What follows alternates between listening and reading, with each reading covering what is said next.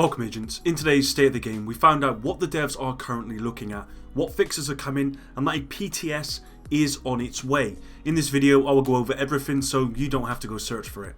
If you enjoyed this video, please hit the like button below, subscribe for dedicated Division 2 content, and let's get into it. Okay, so let's start off with the PTS. For anyone new to the Division, the PTS is a public test server where players can test new changes that have been made and give feedback on the Ubisoft forums. Now, they are a really good opportunity to try and help balance the game before it goes live, and I'm actually really glad to see they're back. I knew they would be coming back.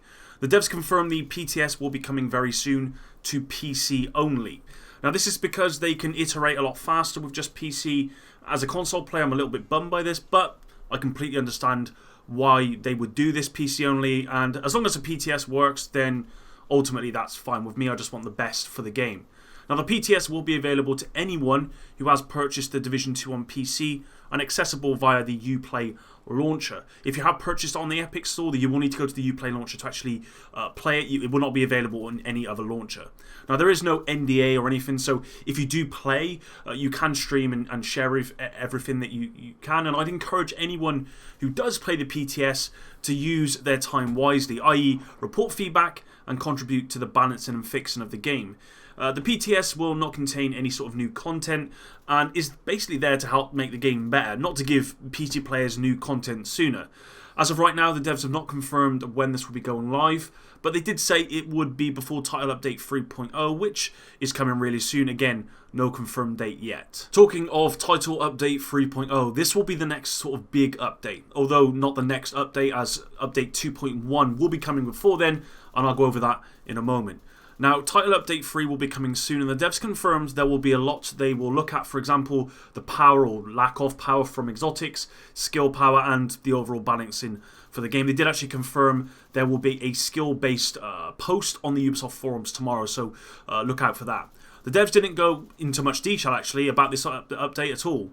They confirmed that Redstorm will be coming to next week's State of the Game, and they will talk about the PvP changes or lack of at the moment. So it could be that these make it into the Title Update 3.0, but that's not been confirmed.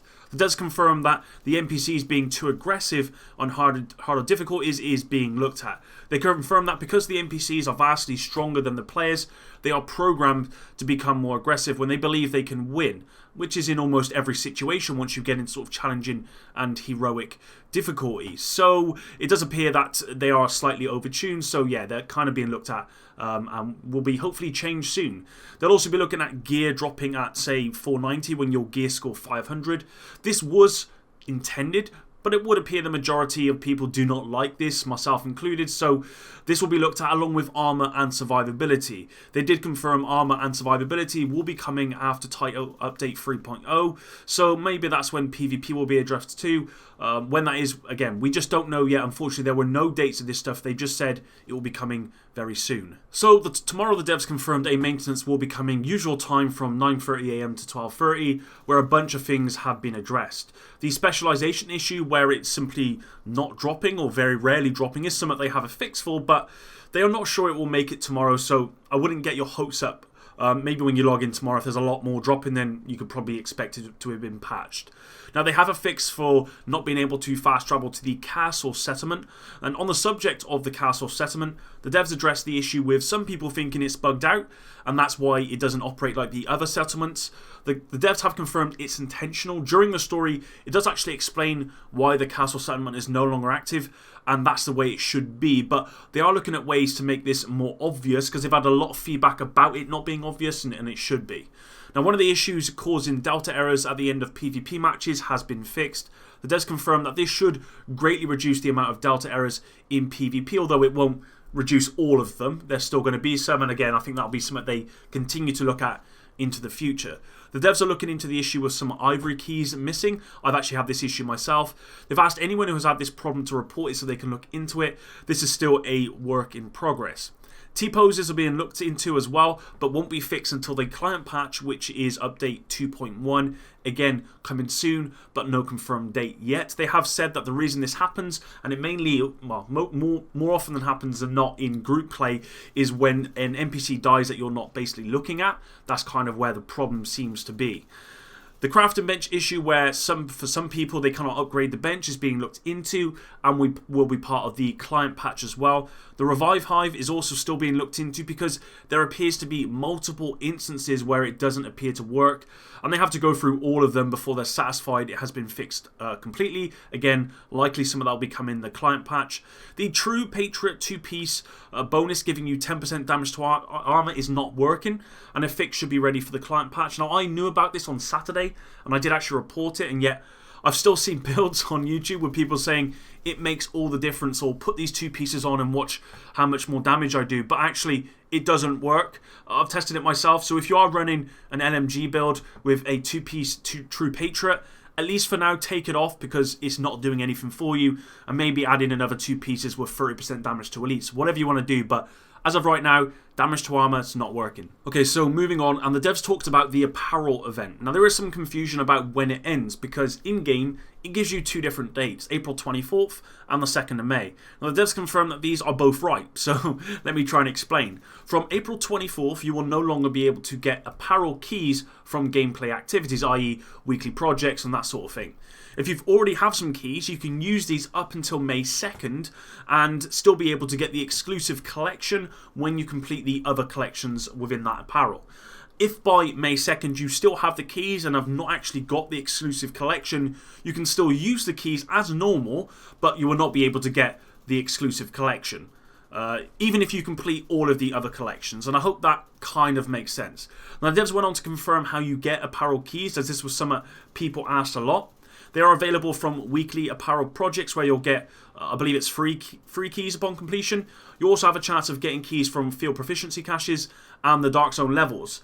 The devs went on to confirm that today is the last day to receive the free apparel key for logging in during the event. So if you've not logged in yet, I'd highly recommend you do it today, and that way you'll get the key to actually open up one of these caches. Moving on, and the devs talked about quality of life changes. Now, they talked about ones that had already been implemented, like the field of view slider and the changes to the control point officer.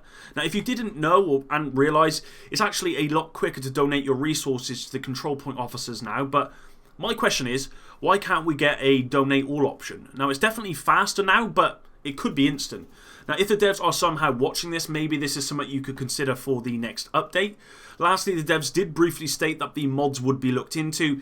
If you didn't know, currently you can farm blue mods with a new character that would give you something like 5% or plus 5% assault rifle damage or rifle damage per mod, which have a lot more value than the high-end mods you get currently. So people have basically been farming these blue mods, putting them on their gear and getting ridiculous numbers, and it's not intended.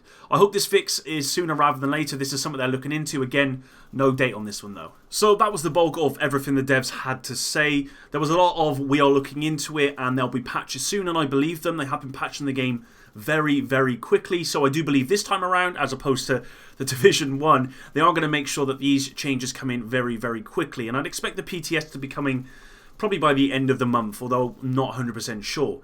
Now, in most of these videos, what I would do is end it here, but what I thought I would do with this one instead is actually include the last couple of minutes of the state of the game today, simply because it's an appreciation to the people who cosplay, who do incredible work in respect to like art and stuff for the game, and I think it's only fair that I include that in this video so you guys can show your appreciation and I can actually support these creators as well myself.